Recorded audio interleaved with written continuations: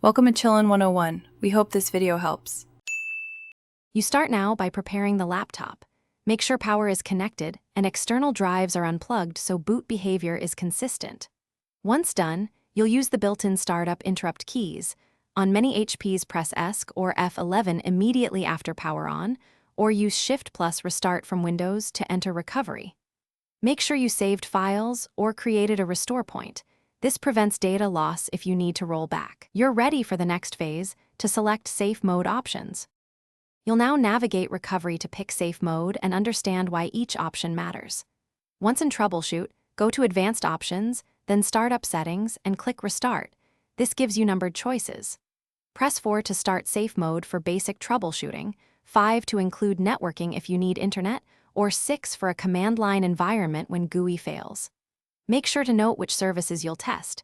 Using networking lets you download drivers, whereas command mode supports offline repair tools. You complete the process by applying fixes while in safe mode, update drivers, run sfc/scano or dism, and disable problematic startup items. Once done, restart normally and check whether the issue recurs. This verifies changes took effect. If Windows still fails, use System Restore or the Recovery USB to reset or reinstall Windows, preserving files if possible. One key troubleshooting tip: if you cannot enter safe mode, create a bootable Windows Recovery USB on another PC and use it to repair or access advanced options. Thanks for watching. Consider subscribing if we helped you.